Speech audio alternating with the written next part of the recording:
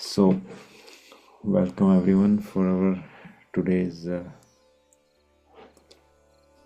satsang of Sunday, Shri Ramcharitmanas और श्री रामायण वाल्मीकि रामायण के माध्यम से आज हम हमारा जो सत्संग है वो कंटिन्यू करेंगे। पिछले सप्ताह हमने भगवान राम और माता जानकी का संवाद और उसके बाद हमने श्री लक्ष्मण जी और माता सुमित्रा का संवाद समझा, जहाँ पे माता सुमित्रा जो है बहुत अच्छे से एक गुरु की तरह अपने पुत्र को सही शिक्षा देती है कि उसके लिए क्या करने योग्य है, उसका धर्म क्या है। जो यानी कहा जाता है कि एक माता 100 गुरु के बराबर है। तो यहाँ पे यही देखने को मिलता है कि कैसे माता सुमित्रा ने लक्ष्मण जी को उपदेश दिया, जिसमें से बहुत अच्छी 2 या 3 चीज़ें हैं जो मुझे लगी। कहा कि जहाँ पे सूर्य होता है वहीं पे दिन होता है, तो कहा कि जहाँ पे रघुनाथ जी है वहीं पे तुम्हारे लिए अयोध्या है। दूसरा कहा कि माता जानकी आज से तुम्हारी माता है, अर्थात मैं, और जो राम है तुम्हारे बड़े भैया वो आज से तुम्हारे पिता है, और जो वन है जहाँ पे तुम जा रहे हो 14 साल के लिए वो आज से तुम्हारे लिए अयोध्या है। ये एक बहुत अच्छी बात कही। तो जहाँ पे ये दोनों रहेंगे, राम और सीता, तुम्हारे लिए वही अयोध्या है, तुम्हारे लिए वही पूजनीय पिता की तरह है और वही पूजनीय माता की तरह है।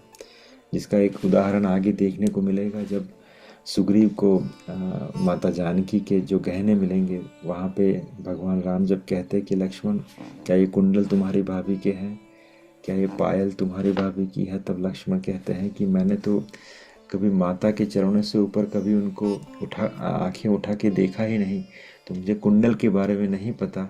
अभी तो मैं ये पायल के बारे में कन्फर्मली कह सकता हूँ कि ये मेरी माता के ही हैं प्रभु।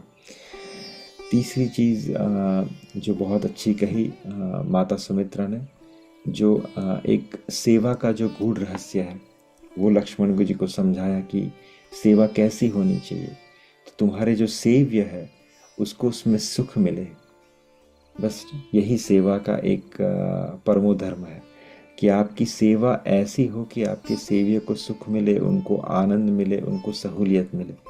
आपका आग्रह कभी दुराग्रह ना बन जाए, आपके रूल्स और रेगुलेशन कभी उनको चुभे नहीं, आपकी हट कभी उन्हें डिस्टर्ब ना करे। तो ये सब हमेशा ध्यान रखना चाहिए कि जो सेव्य हैं आपके, उनके मन का रुख किस तरफ है, वो क्या चाहते हैं, वो आपको आना चाहिए एक सेवक को। और वही सबसे बड़ा सेवक का धर्म है कि अपने सेव्य को कभी कोई अनुकूलता प्रतिकूलता ना हो, राइट। तो यही हम समझते हुए हमने देखा कि कैसे महाराज लक्ष्मण जो है अपनी माता से आज्ञा लेते हैं। पहले वो सोचते हैं when he was approaching to the palace of mother Sumitra कि माता इस बारे में कैसा रिएक्ट करेगी जब उनको पता चलेगा कि मैं उनसे आज्ञा मांगने के लिए आया हूँ वन में जाने के लिए। लेकिन जब माता से मिले तो माता क्षण भर के लिए थोड़ी विचलित हुई, लेकिन अपने आप को संभालते हुए किस तरह उन्होंने लक्ष्मण जी का मार्गदर्शन किया वो बहुत सराहनीय है, हमें बहुत अच्छे से समझने में आता है। तो देखिए आगे जितने भी प्रकरण हैं उसमें से थोड़े डिस्टेंस के बाद हमें जो है खजाने मिलेंगे। लेकिन ये जो अयोध्या कांड है, यहाँ पे जब हर एक कैरेक्टर को हम समझते हैं, हर एक पात्र को हम समझते हैं, हर एक पात्र का धर्म हम समझते हैं, जैसे हमने डिस्कस किया, तो it's a good goosebump situation, क्योंकि इतना कुछ सीखने को है हर एक पल के ऊपर कि वो मुझे बहुत ही प्रभावित करता है। तो इसलिए हम इसमें बहुत स्लो चल रहे हैं, हम समझते हैं कि हर चीज़ हम समझे, राइट। तो आप में से आज कोई भी ज्वाइन नहीं हुआ, do you have promise to join today on Monday, जिसकी वजह से हमने आज ये क्लास आज रखा। I had to drive for this class last night at midnight, so I can conduct this class, but आपने अपना प्रॉमिस नहीं निभाया। केवल जो हमारी माता जी है, मेघा की मम्मी, वही ज्वाइन हो पाई थी। तो प्लीज़ ट्राई टू अटेंड, बहुत सारे जीवन में हमारे पास कार्य होते हैं, लेकिन वीक में एक समय, हाँ आप अगर बहुत अच्छे अच्छे और सत्संग सुनते हो तो बहुत अच्छी बात है, लेकिन आपके पास समय ना मिले तो एटलीस्ट सप्ताह में एक समय खुद को कमिटेड रखिए, वो आपको बहुत अच्छा रहेगा आपकी साधना के लिए। तो जो कि आप कोई आए नहीं, हमने डिस्कस किया मेघा की मम्मी के साथ कि will won't do the class today, but then I realize when I was packing up and going out, मुझे लगा कि uh, कोई आए ना आए उससे मेरी सेवा में अंतर नहीं पड़ना चाहिए। मेरी सेवा जो है वो आपको कथा सुनाना है, तो मैं अपनी सेवा कर रहा हूँ। और दूसरा, जैसे तुलसीदास जी ने बहुत ही पूर्वार्ध में रामचरितमानस की रचना के समय जब मंगलाचरण किया था, तब एक पंक्ति कही थी जो मुझे स्मरण आ गई कि स्वांताय सुखाय तुलसी रघुनाथ गाथा। राइट, कि मैं ये किसी को सुनाने के लिए या किसी को प्लीज करने के लिए इस रामचरितमानस की रचना नहीं कर रहा हूँ, अपितु मैं अपने मन को सुनाने के लिए इस रामचरितमानस की रचना कर रहा हूँ। तो मुझे लगा कि मेरा मन जो है, जो विषय है, जो बहुत सारी चीज़ों में उलझा हुआ है, तो आप आए ना आए लेकिन मैं उस मन को तो सुना ही सकता हूँ, और इस रिकॉर्डिंग के माध्यम से आप तक भी पहुंच ही जाएगा, तो मेरी सेवा जो है आज की कंप्लीट हो जाएगी। तो इस इच्छा को अंदर रखते हुए मैं आज की ये कथा आपके बिना ही रिकॉर्ड कर रहा हूँ। चलिए तो आगे बढ़ते हैं। विल स्टार्ट विथ अवर मंगलाचरण। वर्णानाम अर्थसंघानाम रसानाम छंदसामपि मंगलानाम च कर्तारो वंदे वाणी विनायको भवानी शंकरो वंदे श्रद्धा विश्वासरूपिणो याम्या विना न पश्यन्ति सिद्धः स्वान्तः स्तमेश्वरम् वंदे बोधमयं नित्यं गुरु शंकर रूपिणं यामाश्रितो हि वक्रोऽपि चंद्रः सर्वत्र वंदते सीताराम गुणग्राम पुण्यारण्य विहारिणो वंदे विशुद्ध विज्ञानो कवीश्वर कपीश्वरो यास्यांके च विभाति मधुर सुता देवा पगा मस्तके भाले बाल वधुर गले च गरलम यस्यो रसी व्यालराट सोयं भूत विभूषणः सुरवरः सर्वाधीपः सर्वदा शर्वः सर्वगतः शिव शशिनिभः श्री शंकर पातु माम प्रसन्नतां यानागताभिषेक तस्तथा न मल्ले वनवास दुःखतः मुखाम्बुज श्री रघुनंदनस्य मे सदास्तु सा मंजुल मंगलप्रदा नीलाम्बुज श्यामल कोमलांग सीता समारोपित वाम भागम पाणो महासाय कचारु चापम नमामि रामम रघुवंशनाथम श्री गुरुचरण सरोज रज मन निज मन मुकुर सुधार बन रहु रघुवर विमल यश जो दायक फलचार बुद्धिहीन मुझ जान के सुमिरो पवन कुमार बल बुद्धि विद्या देहु मोहि हरहु कलेश विकार। सो ये था हमारा चैप्टर नंबर 1 बालकांड और चैप्टर नंबर 2 अयोध्या कांड का मंगलाचरण। और अब हम अपना जो है चैप्टर शुरू करते हैं, जिसका नाम है श्री राम जी, लक्ष्मण जी, सीता जी का महाराज दशरथ के पास विदा मांगने के लिए जाना और दशरथ जी का सीता जी को समझाना। तो यहाँ पे इस चैप्टर के अंदर 2 विभाग हैं। पहला, राम लक्ष्मण सीता महाराज दशरथ के पास उनका परमिशन लेने के लिए जाते हैं, और दूसरा जो है, राम जी को समझा नहीं सकते दशरथ महाराज, लक्ष्मण जी भी को समझा नहीं सकते, because they know they are not separable. तो यहाँ पे जो है दशरथ महाराज अटेम्प्ट करते हैं सीता जी को समझाने के लिए। तो ये दोनों चीज़ें हम समझेंगे। पहला जो पार्ट है, जैसे राम लक्ष्मण सीता महाराज के पास जाते हैं विदा मांगने के लिए, राइट। गोस्वामी जी कहते हैं कि पितु असीस आय सुमोहि दीजे हर्ष समय बिस मौकत कीजे तात किए प्रिय प्रेम प्रमादु जसु जग जाई होई अपबादु कि हे पिताजी, आप मुझे आशीर्वाद दीजिए और आज्ञा दीजिए। हर्ष के समय आप शोक क्यों कर रहे हैं? यहाँ पे महाराज की जो सिचुएशन है, जो वाल्मीकि रामायण में हम समझेंगे, वो बहुत ही दुर्दशापूर्ण है, क्योंकि महाराज कॉन्शियस नहीं रह पा रहे हैं, बार बार उनको मूर्छा आ रही है। जब राम जी आने वाले होते हैं, राम जी को देख रहे हैं, और राम जी उनकी तरफ अप्रोच कर रहे हैं सीता जी और लक्ष्मण जी के साथ, उसको देख तो पा रहे हैं कुछ क्षण तक, लेकिन वापस से वो अनकॉन्शियस हो जाके वापस से गिर जाते हैं। तो यहाँ पे जो है राम जी अपने पिता को एक मित्र की तरह समझाते हुए कहते हैं कि पिताश्री, आप मुझे आशीर्वाद दीजिए, आज्ञा दीजिए ताकि मैं वन में जा सकूं। राइट, ये हर्ष का समय है, आप शोक क्यों कर रहे हैं?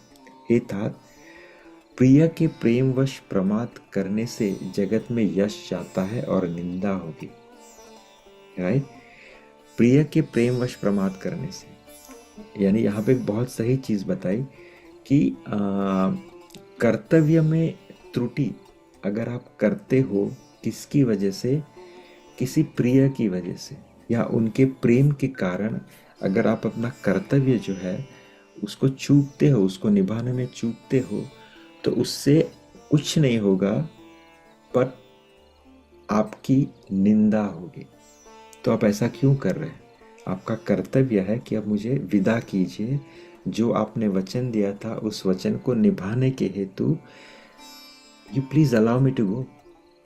आप मुझे, मैं आपको बहुत प्रिय हूँ, मैं जानता हूँ आपको मुझसे बहुत ज़्यादा प्रेम है, मैं जानता हूँ, लेकिन इस कारणवश आप अपने कर्तव्य को मत छोड़िए। ऐसा करने से हे पिताश्री आपकी निंदा होगी। राइट, सुनि स्नेह बस उठी नर नारा, नर नाहा बैठा रे रघुपति गहि बाहा। सुनहु तात तुम कहु मुनि कहि, राम चराचर नायक अहि। अब यहाँ पे दशरथ महाराज राम की ये बातें सुन के थोड़े से अपने आप को संभाल लेते हैं। राइट, और उठते हैं, और राम जी जो विदा मांगने आए हैं हाथ जोड़ के खड़े हैं, उनकी बाहों को पकड़ के दोनों हाथों से उनको उठा के अपने पास बिठाते हैं, और क्या कहते हैं यहाँ पे, this is a reference what he is gonna say is a discussion between महर्षि वशिष्ठ और दशरथ। जब राम जी का जन्म हुआ था, राइट, उस समय जब उन्होंने उनकी कुंडली देखी थी, उस समय कहा था कि दशरथ, तुम्हें शायद ये ज्ञात ही होगा कि तुम्हारे घर पे जो आने वाले हैं वो कोई सामान्य मनुष्य नहीं है, वो स्वयं नारायण है। तो ये बात प्रेम और उनका जो अफेक्शन है राम की वजह से, अर्थात जो माधुर्य है, माधुर्य ऐश्वर्य को बार बार ढक रहा है। दशरथ महाराज को कहा गया है कि ये राम है, ये पूर्ण पुरुषोत्तम है, ये भगवान है, ये आपके घर पे आ रहे हैं, उसका उद्देश्य है, ये लीला के अंतर्गत ये सब हो रहा है। लेकिन जब पिता और पुत्र, इनका जो प्रेम है महाराज दशरथ और राम का, वो इतना प्रगढ़ है कि वो माधुर्य प्रेम जो है ऐश्वर्य पे भारी हो रहा है। ये बात जानते हुए भी उनकी मन और उनकी अंतरात्मा जो है उसको झुठला देती है कि ये नारायण है, क्योंकि पिता का प्रेम इतना प्रबल हो रहा है। इसीलिए जब हम भगवान कृष्ण की जब लीला है, जो वृंदावन की लीला, जो नंदगांव की लीला, राइट, वहाँ के भक्तों को क्यों श्रेष्ठ कहा गया है? क्योंकि उनको बार बार किसी न किसी इंसिडेंट की वजह से, जब वो किसी असुर को मारते हैं या कोई ना कोई बड़ी सी लीला करते हैं, गोवर्धन लीला करते हैं, वहाँ पे उनका प्रेम कृष्ण के लिए इतना ओवर पावरिंग है कि ये सब देखते हुए भी उनकी आत्मा, उनका मन जो है, उनका जो दिल है, वो ये मानने से ठुकरा देता है कि ये कहीं भगवान तो नहीं। राइट, क्योंकि भगवान ही ऐसी लीला कर सकते, लेकिन कुछ भी हो जाए, उनके लिए प्रेम ठाकुर जी के लिए इतना बड़ा है कि वो उनके लिए लल्ला ही है, वो उनके लिए बालक ही है, वो उनके लिए मित्र ही है, वो उनके लिए प्रेमी है।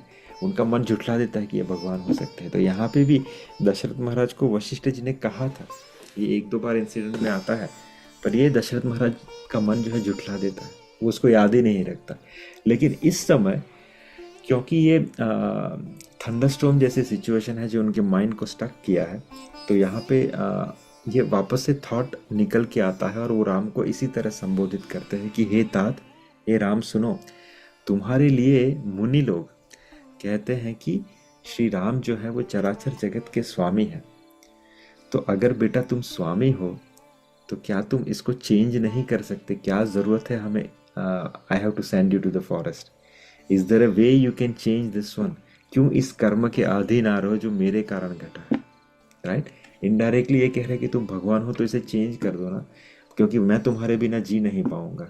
क्यों मुझे इस सिचुएशन में डाल रहे हो कि मेरे प्राण अंदर एक क्या बोलते, बिल बिला रहे हैं, तड़प रहे हैं। तुम्हारे जाने से तुम्हें पता नहीं ये शायद निकल ही जाएंगे, तो मुझे इस कष्टदायी सिचुएशन में क्यों डाल रहे हो? तुम चराचर जगत के स्वामी हो, तो क्या तुम इसे चेंज नहीं कर सकते? ये कहने का तात्पर्य है।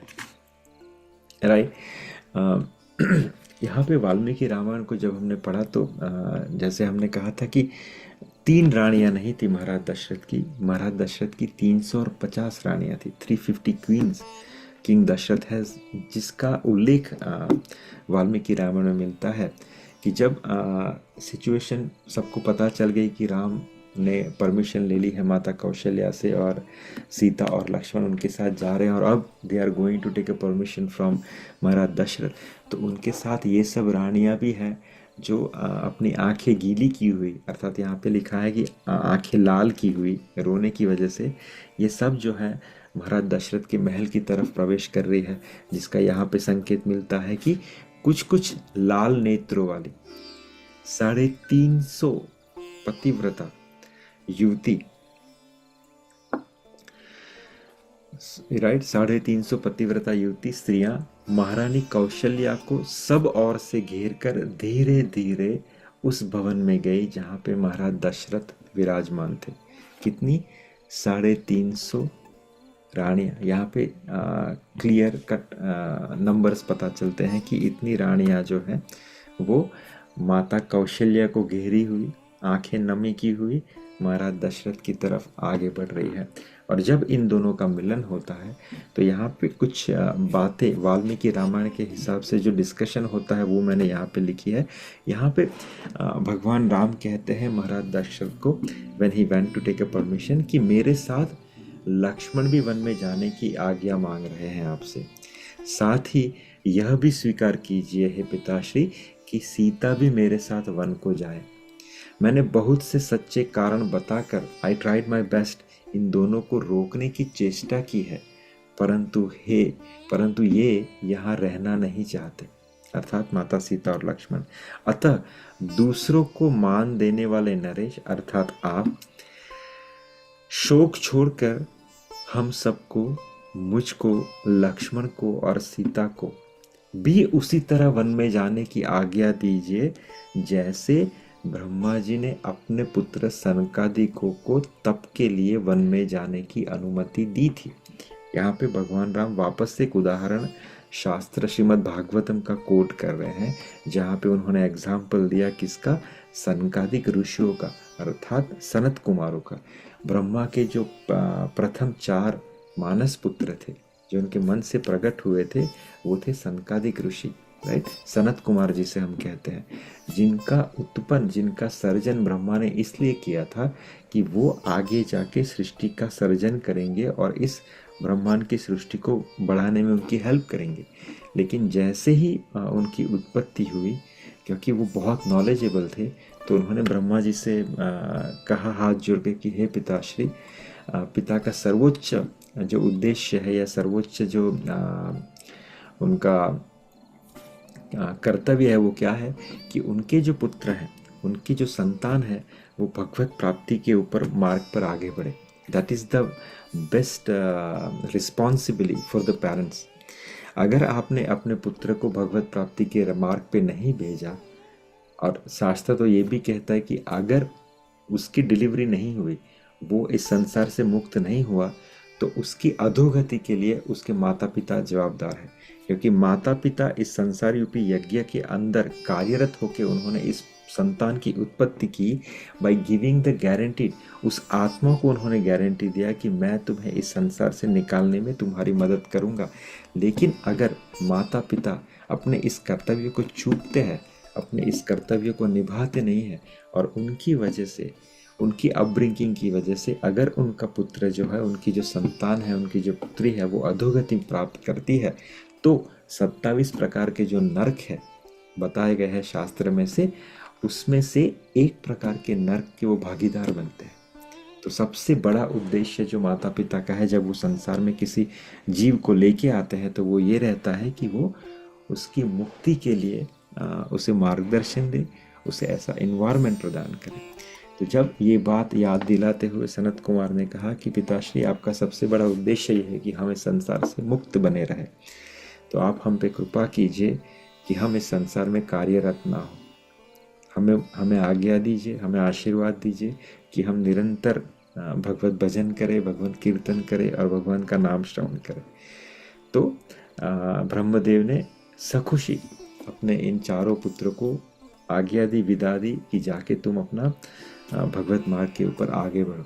और फिर उनकी दिनचर्या बहुत अच्छी भागवतम में कही है कि ये सनत कुमार बहुत ही ब्यूटीफुल तरीके से जीवन व्यतीत करते हैं। या तो ये भगवत कथा सुनते हैं या सुनाते हैं।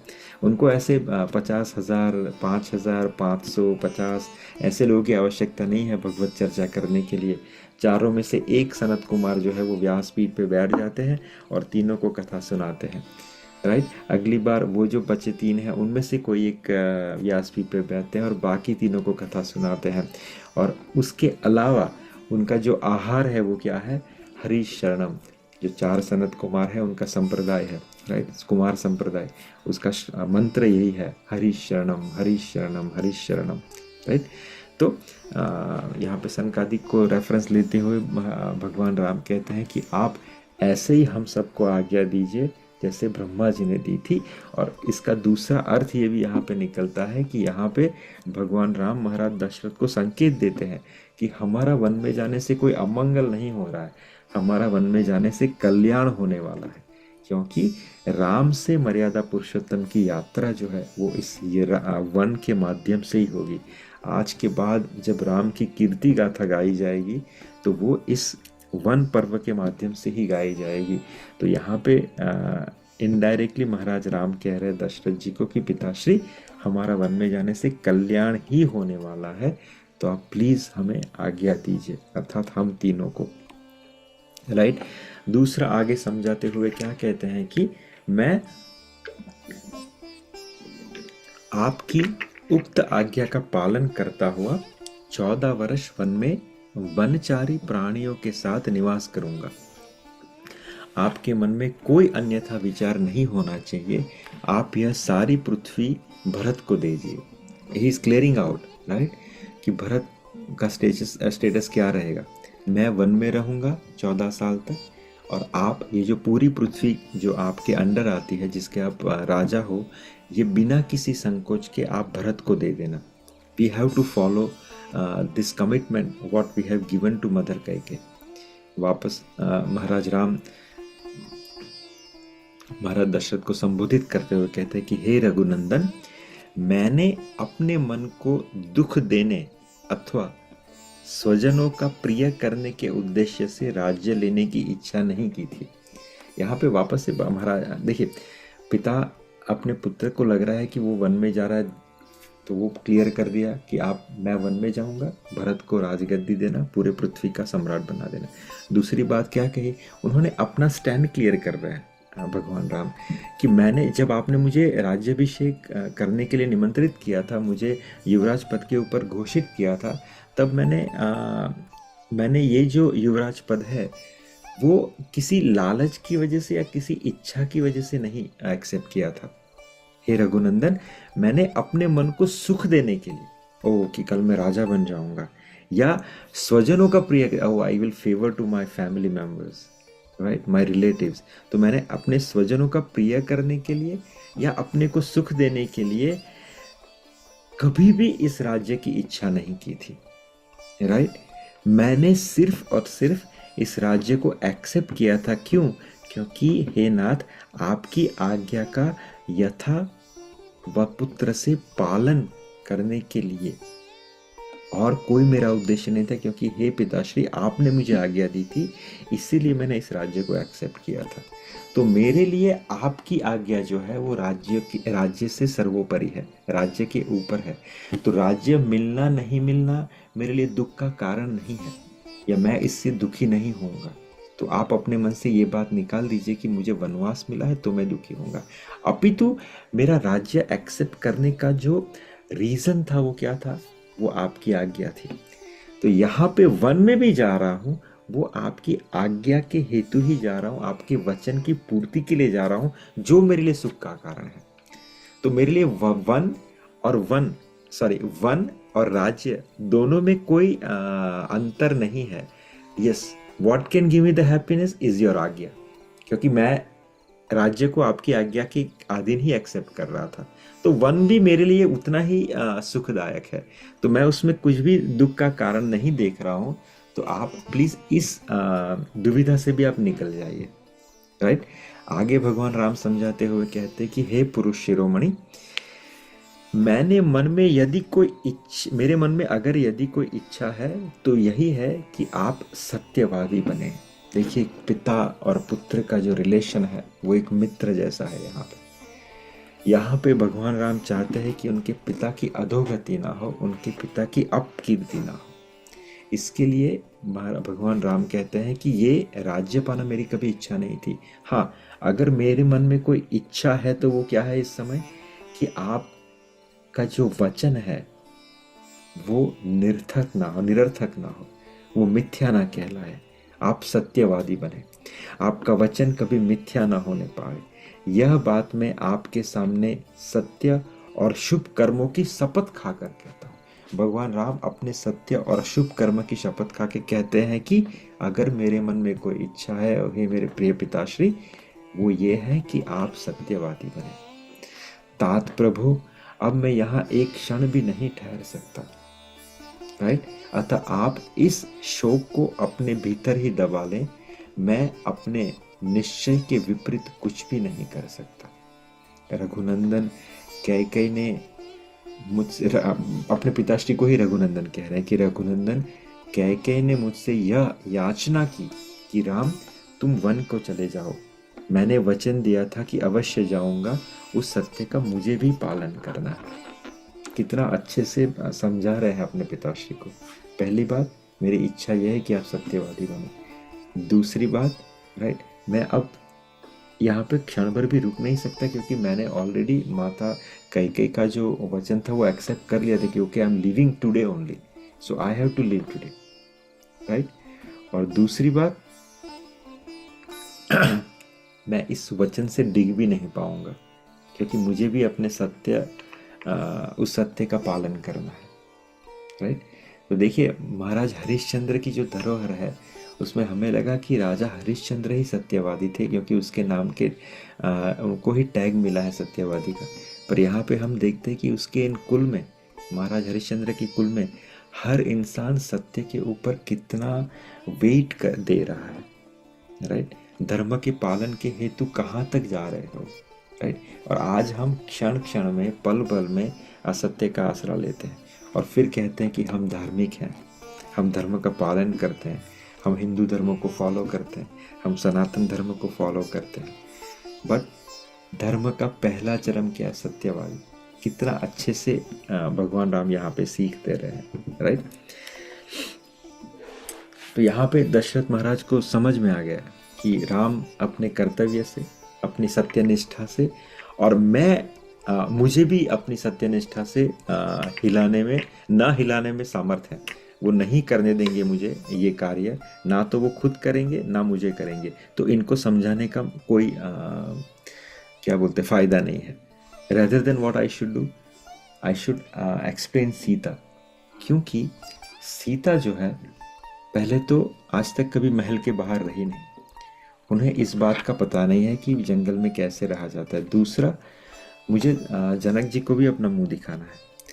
तीसरा, इस जो वचनों का जो एक्सचेंज है, जो वर दिया था, उसमें या जो कैकेयी ने वर मांगा था उसमें कहीं भी सीता और लक्ष्मण का उल्लेख नहीं है। अब लक्ष्मण तो भगवान राम से सेपरेबल है ही नहीं, तो वो तो जाएगा ही। एंड आई ऑल्सो, भगवान कहीं से दशरथ जी भी चाहते हैं कि लक्ष्मण जाए, ताकि राम की सेफ्टी जो है वो सिक्योर रहे। And Lakshman always protect Ram. तो महाराज दशरथ को लक्ष्मण के ऊपर कभी भी क्वेश्चन नहीं हुआ, ना ही उन्होंने लक्ष्मण को टोका। रेदर ही वॉज एंटिसिपेटिंग कि लक्ष्मण विल गो। और इसका रेफरेंस हमें मिलता है जब महर्षि वाल्मीकि महर्षि विश्वामित्र आए थे उनको लेने के लिए, तब सामने से उन्होंने लक्ष्मण को भेजा था कि आप राम को ले जाइए, बट उसके साथ मेरा बेटा लक्ष्मण भी आएगा, क्योंकि लक्ष्मण और राम एक दूसरे की अंतरात्मा है, वो एक दूसरे से कभी अलग नहीं रहे। तो यहाँ पे दशरथ महाराज एंटिसिपेट कर चुके थे कि लक्ष्मण भी जाएंगे, इसलिए लक्ष्मण के लिए कुछ भी नहीं कहा, उन्होंने उनको स्वीकृति दे दी। बट यहाँ पे माता सीता को समझाने का प्रयास कर रहे हैं, राइट। और क्या कहते हैं कि तबन रिपुसिया लायुर लिन्ही अतिहित बहुत बात सिख दीन्ही कही बन के दुख दुसह सुनाए सासु ससुर पृतु सुख समझाए। तब राजा ने सीता जी को हृदय से लगा लिया और बड़े प्रेम से बहुत प्रकार की शिक्षा दी। वन के दुख और सुख नहीं, दुस्सह दुख, सुख तो है ही नहीं, वन के दुस्सह दुख कहकर सुनाए। फिर सास ससुर तथा पिता के सुखों को समझा, अर्थात कंपेयर किया कि भैया देखो तुम वन में जाओगी तो वहां पर किस किस प्रकार के दुख मिलेंगे। ये ऑलरेडी चैप्टर आ चुका है जब महाराज राम, भगवान राम माता सीता को वन की विपरीत कठिनाइयों के बारे में समझाते हैं। तो माता Sita is already gone through this, but यहाँ पे दशरथ जी को पता नहीं है, तो दशरथ जी यहाँ पे वापस से थोड़े रेफरेंस लेके समझाते हैं कि वन में क्या क्या है, क्या क्या विपत्तियां होगी तुम्हें, और साथ में कंपेयर करके कहते हैं कि अगर तुम यहाँ पे हमारे साथ रहोगी, अपने सास ससुर के पास रहोगी, तो तुम्हें क्या क्या सुख मिलेंगे, राइट। सियम अनुराम चरण अनुरागा दरुन सुगम बनु विषम न लागा और सब ही सिय समुझाई कही कही विपिन विपत अधिकाई। पर देखिए सीता जी का जो मन है वो रामचंद्र जी के चरणों में अनुरक्त था, इसलिए उन्हें घर अच्छा नहीं लगा और ना वन भयानक लगा। फिर और सब लोगों ने भी वन में विपत्तियों की अधिकता बता बता कर सीता जी को समझा। यहाँ पे सब अपनी तरफ से जोड़ रहे हैं कि वन में ये सिचुएशन है, सीता तुम रुक जाओ। सोचो 350 उनकी सांसें हैं, अलग सांसें हैं, तो सब सांसें जो आसपास हैं ये सब समझा रही है। और खासकर जो है आगे दोहे में आएगा कि जो महर्षि वशिष्ठ की जो पत्नी है, महर्षि सुमंत की जो पत्नी है, ये सब भी उनको समझाती है कि सीता तुम वन में मत जाओ, you don't need to go. But वन में जाने का रीज़न क्या है, जैसे मैंने कहा सबका धर्म अलग अलग है। सीता जी का धर्म क्या है कि सिय मन राम चरण अनुराग। सीता जी का जो मन है वो श्री रामचंद्र जी के चरणों में समर्पित है, राइट, अनुरक्त है। तो उनको वन, जैसे भगवान राम ने कहा कि मेरे लिए वन और राज्य कभी सुख का कारण था नहीं, मेरे लिए सुख का कारण पिताश्री सिर्फ आपकी आज्ञा थी। तो यहाँ पे सीता के लिए जो सुख का कारण है वो महल और वन नहीं है, उनके लिए सुख का कारण कौन है, रघुनाथ जी है। उनके चरण कमल के प्रति उनका जो प्रेम है वो है। तो she don't want to let go that one. तो ये सब जो गौण चीजें हैं वन की, और ये सब उनके लिए मायने नहीं रखती है, राइट। सचिव नारी गुरु नारी सयानी सहित स्नेह कहि मृदु बानी तुम कहु तो न दिन बनवासु करहु जो कहि ससुर गुरु सासु। मंत्र सुमन, जैसे मैंने कहा ना, मंत्र सुमंत्र जी की पत्नी और गुरु वशिष्ठ जी की पत्नी अरुंधति जी तथा और भी चतुर स्त्रियां जो आसपास थी, उन्होंने स्नेह के साथ बहुत कोमल वाणी से माता सीता को मनाने का प्रयास किया कि तुम यही करो जो तुम्हारे ससुर गुरु और सास कह रहे हैं। लेकिन माता सीता, जैसे हमने डिस्कस किया कि सिय मन राम चरण अनुरागा, वो तो टस से मस होने का सवाल ही नहीं है, राइट।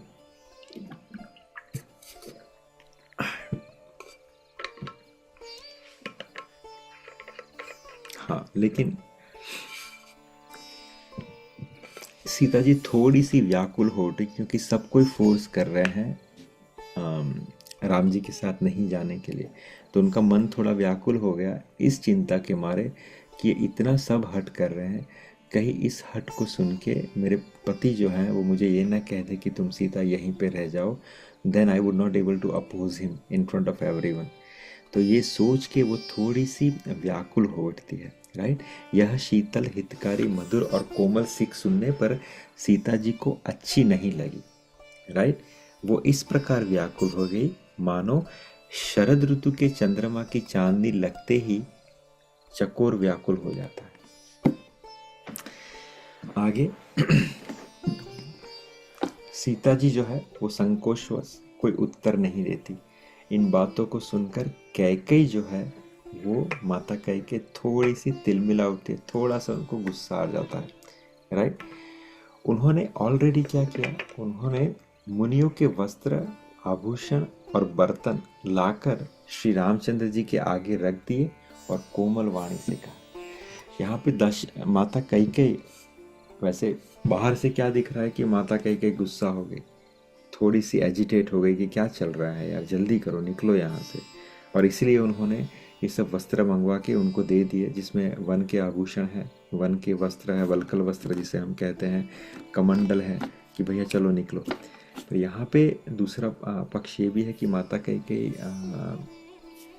समझती है कि समय निकला जा रहा है, is the right time to execute. दूसरा भी चीज़ समझे, यहाँ पे उन्होंने आज का दिन निर्धारित किया था किसके लिए, राज्याभिषेक के लिए।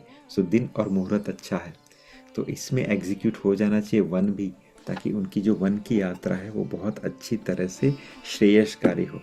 तो यहाँ पे माता कैकेयी अच्छे तरीके से देखो the hidden reason behind why she is hurrying up, that is also reason कि भैया पुष्य नक्षत्र चल रहा है, लेट एवरीवन पास ऑन। तो इस दिन अच्छे कार्य की शुरुआत हो जानी है। कहीं इन्होंने बोल दिया कि आज के लिए रुक जाओ, महाराज दशरथ ने कहा, रोने लग गए, उनको संभालने के लिए अगर राम रुक गए और कल गए तो इतना अच्छा मुहूर्त चुक जाएगा रघुनाथ जी के इस वन यात्रा के लिए। तो ये भी पहलू है कि इस वजह से माता कैकेयी ने ऐसा कहा, राइट। नृप ही प्राण प्रिय तुम रघुवीरा, गुस्सा होते हुए माता कैकेयी कहती है कि नृप ही प्राण प्रिय तुम रघुवीरा, शील स्नेहन छाड़हि मी बीरा, सुकृत सुजसु पर लोक न साऊ, तुम ही जान बन कहि न काऊ। कि हे रघुवीर, राजा को तुम जो है वो प्राणों के समान प्रिय हो।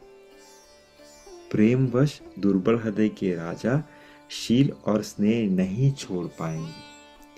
पुण्य, सुंदर, यश और परलोक चाहे नष्ट हो जाए, लेकिन तुम्हारे जो पिताश्री है, राइट, वो तुम्हें वन में कभी नहीं जाने देंगे। माता कैकेयी यहाँ पे महाराज राम जी को थोड़ा सा टकोर लगाती है कि राजा तुमसे बहुत प्रेम करते हैं, चाहे उनका पुण्य शील हो जाए, चाहे उनके परलोक नष्ट हो जाए, राम ये नहीं समझेंगे, he won't let you go, right. इसलिए मैं तुम्हें कहती हूँ, अस विचारी सोई करहु जो भावा, राम जननी सिख सुनि सुख पावा, भूप ही बचन बान सम लागे, करहि न प्राण पयान अभागे। कि ऐसा विचार कर, जो तुम्हें अच्छा लगे हे रघुनंदन वो तुम करो। माता की सीख सुनकर, यहाँ पे क्या कहा, माता की सीख, यहाँ पे ये नहीं कहा कि माता का व्यंग सुनकर, राइट। यहाँ पे हमें सीखने को मिलता है कि यहाँ पे सीख बता रही है, माता ने सीख दी रघुनाथ जी को, तुम देरी मत करो, he won't let you go, right. तो माता की सीख सुनकर श्री रामचंद्र जी ने सुख पाया कि माता थैंक यू, राइट। परंतु राजा जो है वो प्रेम के अधीन है, प्रेम के वश में है, उनको ये बाण समान लगे कि खाए कैकेयी तो ऐसा क्यों कर रही है, मैं चाहता हूँ कि थोड़े और क्षण मेरा प्रिय राम मेरे सामने रहे, पर तुम कितनी निर्दयी हो, कितनी निष्ठुर हो कि इसको फटाफट आज्ञा कर रही है, इसको कह रही है कि तुम चले जाओ, मैं तुमसे नहीं जाने दूंगा, राइट। और ये मेरे प्राण को देखो, राइट, करहि न प्राण पयान अभागे, कि ये जो मेरे प्राण हैं वो भी कैसे हैं कि वो निकल नहीं रहे हैं राम के जाने की बातें सुनकर, राइट। सो यहाँ पे दिस इज व्हाट हैपेंड।